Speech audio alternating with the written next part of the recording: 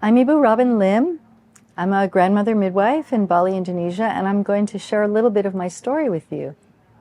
My grandmother in the Philippines was a traditional midwife, and she was very well known for safely bringing babies into the world before World War II, during World War II, and after World War II.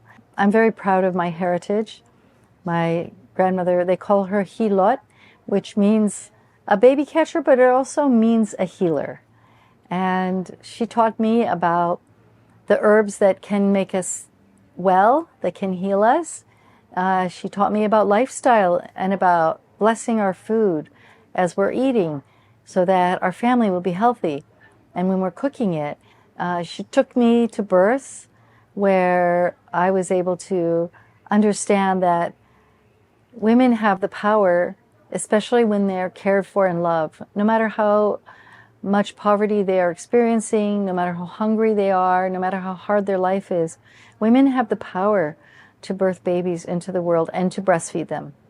And my grandmother really impressed upon me this beautiful fact, and I always remembered it. I became a mother when I was a teenager, and my daughter, who's now 47 years old, I would say she was my guru, because from her, I really learned how to be a fully fulfilled human being. Because I was so young, I didn't really give up a life or a career. She was my life. And from her birth experience, which was so beautiful because I was cared for by two beautiful, gentle midwives who respected me and who loved me, even though I was a poor teenager that was just going to begin college. I took my baby in a little front pack on my bicycle to college. My daughter says she went to college twice. And it really was wonderful to be a breastfeeding mother. Breastfeeding is a superpower, by the way, moms. It really is. And it made it possible for me to really pursue my dreams and my education, because when you breastfeed really a lot, breastfeed when the baby wants to breastfeed, you oftentimes will not return to your fertility right away. So normally, I didn't start ovulating for more than a year after I had my babies. And then with breastfeeding and busyness, my children were mostly somewhere between 2 and 4 years spaced apart, most of them 4 years. And so I went on to have 5 babies that I gave birth to. Then I married my husband, and he was a widower with 2 children. So I got 2 for free. And then later on, we adopted our daughter Eliana. So Eliana was also for free. So my children are now between age 47 and 18. I have 7 grandchildren. 6 of them were born into my hands. I'm very proud to say that my children and their spouses, their partners, trusted me to be their midwife because they really believed in gentle, respectful childbirth. How did I end up in Bali, Indonesia? That's a good story. So there was one year in my life, I was living in Hawaii. I was poet in the schools for the county of Maui Island, and I loved my work. I was milking goats on my farm and growing most of our food.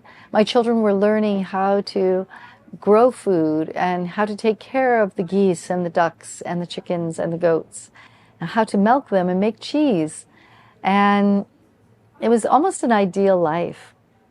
But then in a few months, my sister, my midwife, and my best friend all died within a few months of each other. So 3 of my closest women. At that point, I was living way out in the country, and I really had to reflect on, was I living my life for love? Every day, every night, every minute. Because when your heart is broken so profoundly by this loss, you really have to ask yourself, why was I born? Why did I decide to come to this earth at this time in the world?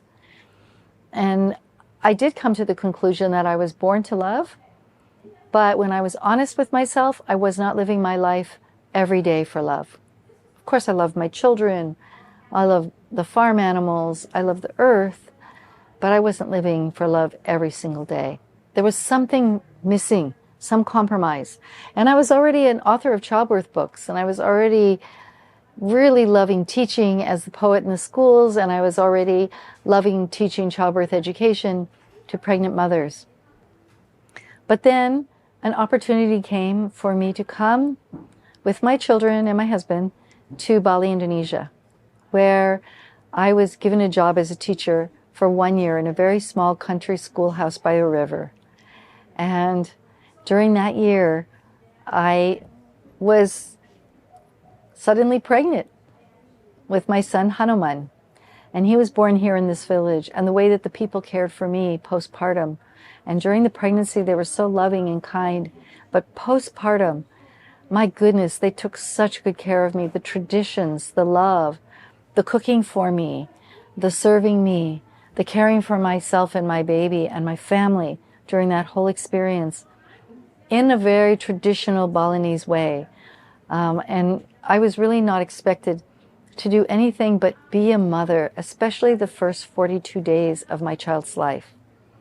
And then I really started to even more so enjoy the village life, when I could be a mother and I was a school teacher. I was still teaching school after 42 days. And I could really see how communities can support motherhood, and how my experience in the United States, where I had my first 4 children, was not one of community. It was lonely. Of course, I had wonderful midwives, and I had friends, and some of my family was nearby. But really, there wasn't the community that we had here in Bali. Then, when my son was 42 days old, the people in the villages started to come and ask me if I would be their midwife. Now, I didn't tell them that I was at that time a student midwife. I had not completed my examinations yet, but I was an author of childbirth books, but nobody here in these villages knew that. But apparently, the traditional birth attendants, the old people, knew that I could help. And they said there were several signs. One was the birth of my child at home.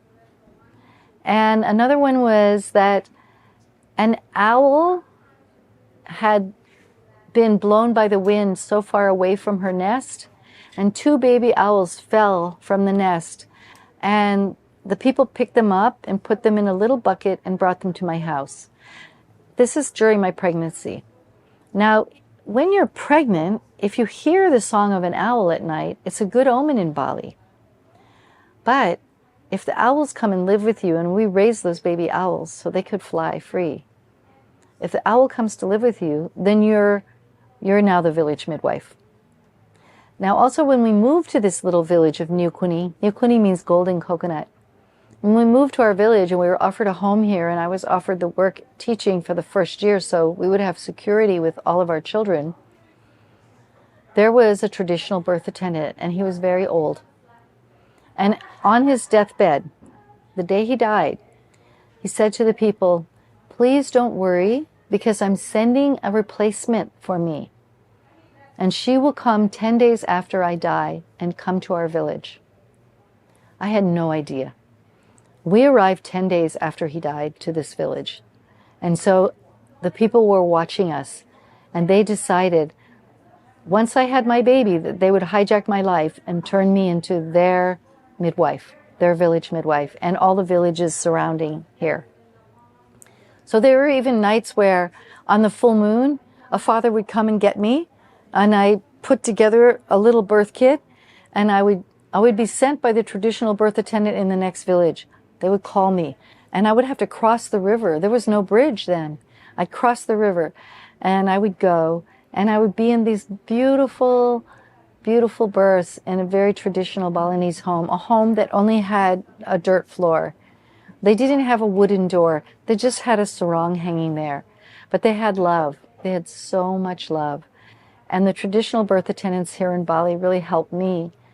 And I started to get afraid, like I was handling all kinds of things, and yet I wasn't yet fully qualified as a midwife. And so I wrote to my midwife mentors. Back then, you could write a letter and fax it to someone. We didn't have email yet. I wrote letters and they told me, just go to the hospital and volunteer. Now, someone told the hospital that I would be willing to volunteer, and we had only the second phone in this village, so we got a phone, and believe me, you could only have a light bulb, one light bulb per family, because there was not enough electricity in this village. From this phone, I got a call from the hospital saying, can you please help us? And the next thing you know, I'm on a motorcycle with my husband and my baby in the rain with a tarp over us, a big plastic bag, and we were going to the hospital in Denpasar, and the doctors there would say, we are too overcrowded, we just need your help. And they gave me a nurse's uniform to wear, and they started trusting me with so many amazing births. And so I really was thrown into the deep end of the ocean. And I never chose midwifery, but my grandmother always told me, my Filipino Lola, she told me I would be a midwife. I never believed her. But in the Philippines, they say that a healer like my Lola can put an anting-anting.